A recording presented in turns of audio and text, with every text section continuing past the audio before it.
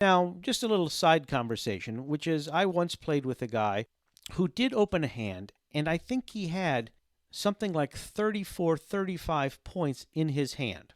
He said to me, I can't just bid two clubs, even though that's really what you should do. He goes, because everyone's going to pass, because if there's only five other points split between the other three players, everyone's going to have only a couple of points. Everybody's going to pass.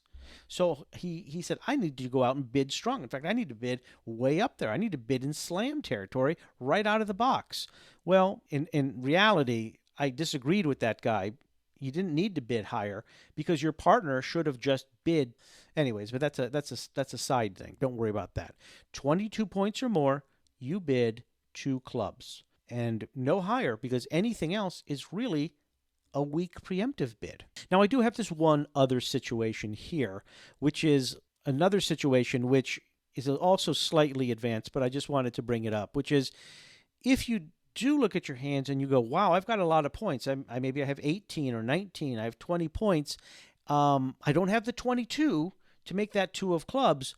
But if you can look at your hand and say that you have nine sure tricks, nine guaranteed tricks, maybe you've got all four aces, maybe you've got all four kings, and you've got a queen, then that's nine tricks right there. Although if you do the math, you're over 22 points. But what I'm saying is if you have nine or more sure tricks, you can still bid two of clubs. But I wrote here caution because this is not a beginner thing. This is really players who've been playing a long time.